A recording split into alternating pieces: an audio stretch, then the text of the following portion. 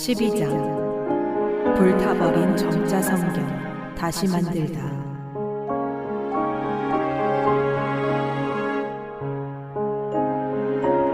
아버지 박두성 선생께서 점역하신 책 중에 가장 중요한 일은 바로 성경을 점자책으로 만드신 일이었다.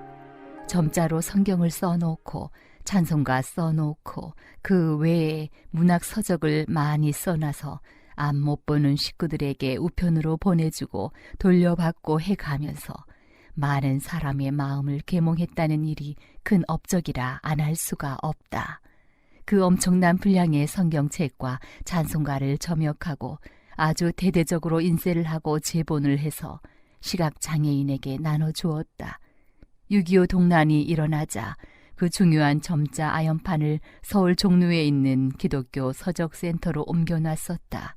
그런데 종로 기독교 서적센터 건물이 폭격을 맞아서 중요한 점자책과 자료들이 모두 불에 타고 없어졌다. 성경을 점자로 아연판에 새기는 작업은 너무나 크고 방대하였기에 그 작업에 열중하였던 아버지와 어머니 그리고 어릴 때부터 함께했던 나로서도 너무나 안타까운 일이었다. 6.25가 지나고 아버지가 중풍으로 병석에 누워 계실 때였다. 내가 넷째 딸 순애까지 낳고 내 딸의 엄마 노릇을 하고 있을 때인데 그 기독교 서적센터에서 일을 하시던 임현빈 목사님이라는 분이 찾아와 아버지께 청을 했다. 박 선생님, 전쟁통에 이렇게 점자 성경 원판을 잃었으니 이를 어떻게 하면 좋을까요? 다시 찍어야지요. 정말 명료하게 대답을 하셨다. 그 엄청난 작업을 감안한다면 좀 뜸을 들이시거나 생각 좀 해봐야 한다고 하시는 게 지당한 일 아닌가. 당신은 풍을 맞아 반신불수로 드러누워 오른쪽을 전혀 못 쓰고 지내시는 형편이었다. 목사님, 내가 이렇게 오른쪽을 전혀 못 쓰니 어떻게 하면 좋을까 생각해야 되겠습니다. 목사님이 서울로 돌아가시고 아버지가 날 부르셨다. 수네미야, 좀 들어오너라. 그래서 들어갔더니 지금 이러한 의논을 받았는데 그걸 뭐 다시 생각할 필요도 없이 곧 원판을 제작해야 된다. 네, 그리 답을 했다. 근데 누가 그 일을 하겠느냐? 그래, 생각을 해보니까 아마도 네가 해야 될 것 같다. 내가 가만히 생각을 해보니까 아이넷을 데리고 시아버지, 시어머니, 시동생들 시중을 하고 괄호 열고 전쟁이 끝나고 우리 식구들은 시댁 어르신과 시동생들까지 모여 살게 되었다. 괄호 닫고 남편의 병원 일을 봐주는 큰 일꾼이고 따라서 매우 바쁜 나날을 보내고 있었다. 아버지, 유서방의 병원 일과 딸린 식구들을 생각하니 너무 할 일이 많아요. 아무리 생각해도 다른 사람을 찾아야겠습니다. 그랬더니 참 유감스럽구나. 너를 이 사회가 교육했을 때는 한 지아비의 노예가 되라고 한 것은 아닌데 참 안타까운 일이로다. 그 말씀은 나의 생애를 두고 잊을 수 없는 말씀이고 우리 아버지의 그 섭섭하다는 말씀을 가슴 깊이 간직했다.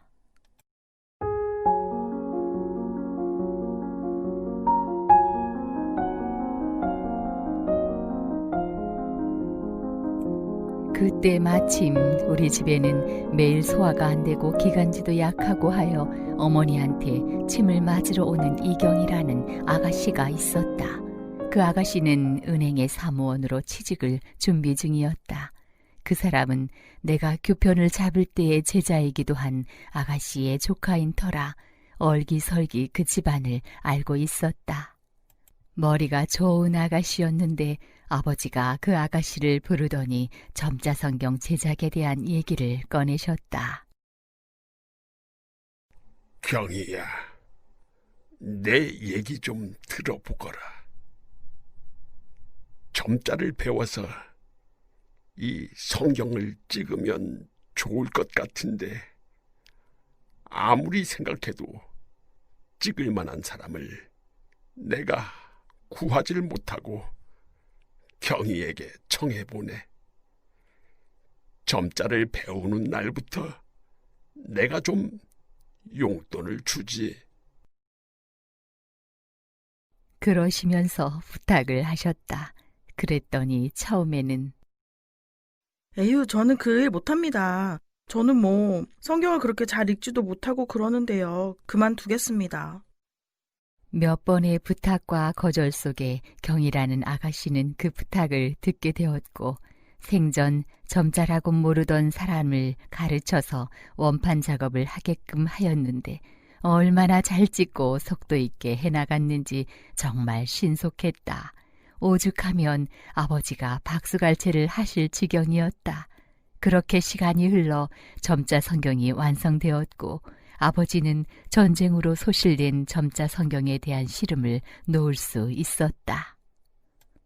박두성 선생의 제자들 중에 빛나는 제자들이 여러 명 있는데 그 중에 이경희 씨도 놓칠 수 없는 사람이었다.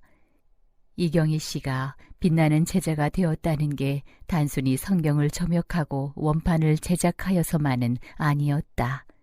박두성 선생의 권유를 받아서 성경도 찍었고 성경을 찍은 뒤에도 교회에서 쓸 설교 원고라던가 학생들의 교과서 내용 등을 오랫동안 점역하고 봉사하면서 시각장애인을 위하여 살았기 때문이었다.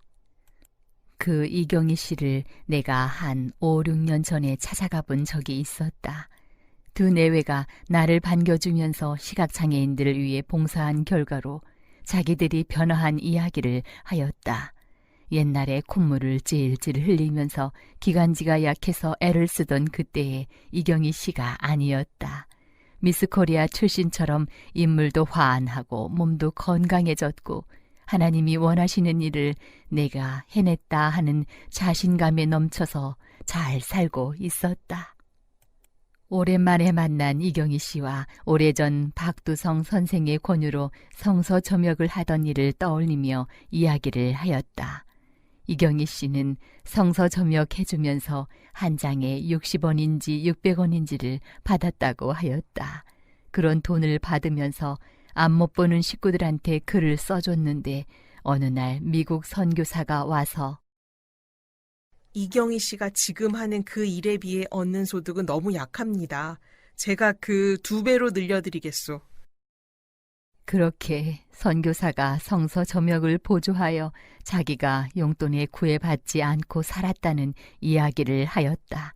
또 그 일을 하면서 남편도 만났고 남편도 이경희 씨와 함께 점역일을 도우면서 시각장애인에게 봉사하고 좋은 직장에 다니게 되고 집도 사고 가게 터도 몇 개를 사고 집세 받아 살면서 동네 노인들을 한 달에 한 번씩 대접을 하면서 그렇게 지낸다는 고백을 하였다.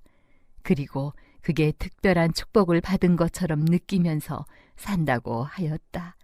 실제로 이경희 씨의 가족은 3남매의 아이들이 잘 성장하여 사회에 적응하고 있었다. 집안에는 교황 요한 바오로 2세와 악수를 하는 사진도 걸려 있었는데 교황청을 방문하였을 때 성경을 점역한 일을 이야기하자 교황이 직접 악수를 청하였다는 말을 하였다. 이야기를 마치고 나으려는데 그 바깥 어른하고 같이 박두성 선생의 딸이라는 이유로 나한테 큰절을 하면서 나에게 교통비 하시라고 봉투도 내주었다. 시각장애인을 위하여 봉사한 사람의 생애가 이렇게 행복하고 잘 되어서 참으로 다행이라는 생각과 함께 아버지의 제자이며 어린 시절 나와 오빠 동생하는 사람들을 찾아 다녀보기로 하였다. 시각장애인 제자 이성대 선생이라고 하는 분 가정도 방문했고 또 이상진 선생 댁도 가보고 뭐 여기저기 다녀봤는데 모두가 한결같이 박두성 선생으로 인하여 그들의 인생관이 변하고 올바르게 뿌리 내리고 있었다. 그런 걸 보면서 아, 참 대단하구나. 울면서 씨를 뿌린 젊은이 하나로 인해서 이렇게 많은 사람이 기쁨에 차서 살고 있구나. 그런 생각을 하였다. 10년이 더 지난 듯하다. 장애인의 날 기념 행사를 하는데 무슨 발표를 하는 것을 본 적이 있다.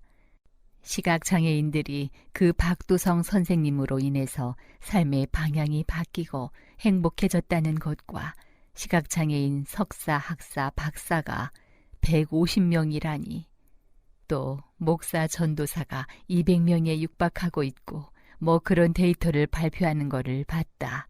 옛날 아버지 박두성 선생의 그 회갑일에 축하하러 왔던 앞 못 보는 식구들이 자가용도 굴리고 또 자기들이 기념품도 사들고 오는 걸 볼 때 놀라웠는데 지금 현재는 국회의원으로도 나갔고 미국 백악관에 무슨 장애인 정책 보좌관인지 뭔지 하는 박사도 생기고 사면에 이렇다 하는 사람들도 참 많아졌다. 이 사회가 발전하는 것은 자연의 이치요. 장애인들의 처우 개선과 특수교육의 발달도 자연의 이치이지만 내 아버지 박두성 선생이 우리 시각장애인 식구들의 앞날에 지대한 영향을 미친 것만은 확실해 보였다.